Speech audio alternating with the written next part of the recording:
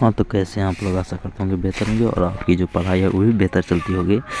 और आज हम क्या पढ़ने वाले हैं, तो क्लास 10th जो आपकी एग्ज़ाम होने वाली है 2024 में, उसका जो जितना भी इम्पोर्टेंट क्वेश्चन है साइंस का, कह सकते हैं बायोलॉजी का, उन सभी को क्वेश्चन को आज हम देखने वाले हैं। तो बिना टाइम वेस्ट करते हुए चलते हैं क्वेश्चन पे। तो पहला क्वेश्चन है कि क्वेश्चन पढ़ोगे तो क्वेश्चन है क्या क्वेश्चन कि पुष्प का कौन सा भाग परागन बनाता है, यानी कौन सा भाग है जो परागन बनाता है। तो पुष्प का जो होता है पुंकेसर, जो पुष्प का पुंकेसर वाला भाग होता है क्या करता है, परागन बनाता है ना। ठीक है, अगला सवाल है कि शुक्राणु का निर्माण करता है विरसन। शुक्राणु का निर्माण कौन करता है, विरसन, यानी कि ऑप्शन ए हो जाएगा और विरसन हो जाएगा ना। ठीक है, उसके बाद अगला सवाल आते हैं। तो अगला सवाल हो जाएगा हमारा, क्या हो जाएगा, तो लिंग गुण सूत्र का संपूर्ण जोड़ा पाया जाता है, कहाँ पाया जाता है, गुण सूत्र का संपूर्ण जोड़ा जो होता है तो स्त्रियों में पाया जाता है। कहाँ पाया जाता है, स्त्रियों में, यानी कि ऑप्शन बी हो जाएगा और स्त्रियों हो जाएगा। ठीक है, चलिए अगला सवाल। अगला सवाल है पुष्प का कौन सा भाग फल बनता है। तो पुष्प का ऐसा कौन सा भाग है जो फल बनता है, तो अंडाशय बनता है। अंडाशय क्या बनता है, फल बनता है। ठीक है, अगला सवाल है, अगला सवाल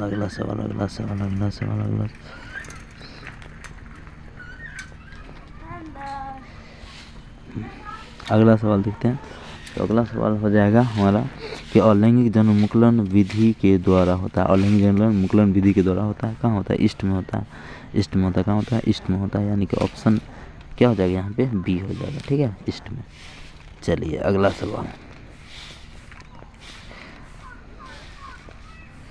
अगला सवाल देखते हैं। तो अगला सवाल है मानव मादा में जनन तंत्र का भाग नहीं है, कौन सा नहीं है, तो शुक्रवाहिका नहीं है, यानी कि ऑप्शन क्या हो जाएगा, ऑप्शन सी शुक्रवाहिका।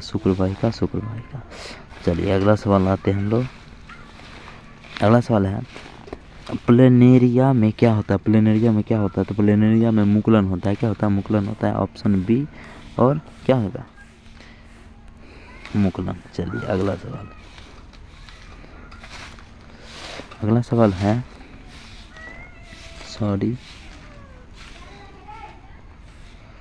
अगला सवाल है मानव जनन अंग किस आयु में परिपक्व व क्रियाशील होता है। तो किस में होता है, तो 18 वर्ष की जब उम्र हो जाता है हमारी, तो क्या होता है, ये परिपक्व हो जाता है, मैच्योर हो जाता है।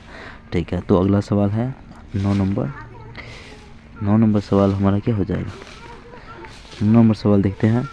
मुकुलन द्वारा प्रजनन किस में होता है। तो मुकुलन द्वारा प्रजनन जो होता है ईस्ट में होता है। कहाँ होता है, ईस्ट में होता है, ऑप्शन बी हो जाएगा और ईस्ट हो जाएगा। चलिए अगला सवाल है,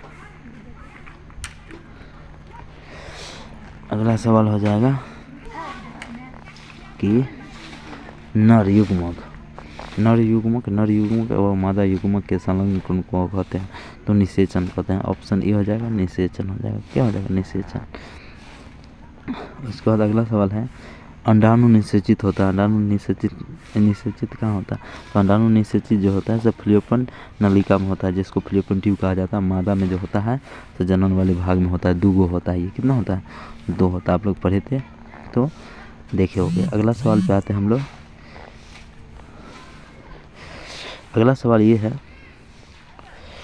कि परागकोश में होता है, परागकोश में क्या होता है, परागकण होता है, पता है सिंपल से। परागकोश में क्या होता है, परागकण, यानी कि ऑप्शन डी हो जाएगा ना। चलिए ठीक है, अगला सवाल होगा हमारा क्या हो जाएगा, अगला सवाल होगा 13 नंबर कि निम्न में से कौन मानव में मादा जनन तंत्र का भाग नहीं है। तो इसमें जो मादा जनन तंत्र का भाग जो है से नहीं है, कौन सा नहीं है, तो देखे थे कि इसका जो आंसर हो जाएगा सो शुक्रवाहिका हो जाएगा। क्या हो जाएगा, शुक्रवाहिका। ठीक है, चलिए अगला सवाल। नर में टेस्टोस्टेरोन का स्राव कितने वर्ष में प्रारंभ हो जाता है। तो कितने वर्ष में हो जाता है, तो 15 से 18 वर्ष। कितने वर्ष में, 15 से 18 वर्ष में। ठीक है, अगला सवाल है मलेरिया उत्पन्न करने वाले मच्छर किस तरह के जल में उत्पन्न होते हैं। तो किस तरह के जल में, तो गंदे जल में। कौन से जल में, गंदे जल में, ऑप्शन बी हो जाएगा और गंदा जल हो जाएगा। ठीक है, चलिए अगला सवाल आते हैं, हाइड्रा में किसके द्वारा अलिंग जनन होता है? तो मुकुलन द्वारा। हाइड्रा में जो है से मुकुलन के द्वारा अलिंग जनन होता है। ठीक है, अगला सवाल आते हैं, मुकुलन द्वारा अलिंग जनन होता है। मुकुलन द्वारा अलिंग जनन किस में होता है? तो ईस्ट में होता है। ऑप्शन ए हो जाएगा। ठीक है, कौन सा हो जाएगा? Option A. चलिए अगला सवाल, 18 नंबर सवाल है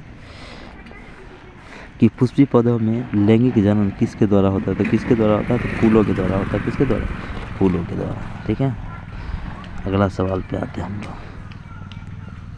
अगला सवाल है डी नंबर। हाँ, इनमें कौन अलिंग जनन की विधि है? तो अलिंग जनन की विधि में सब है, विखंडन भी हो जाएगा, मुकुलन भी हो जाएगा, बीजाणु जनन भी हो जाएगा, ऑप्शन सी भी हो जाएगा।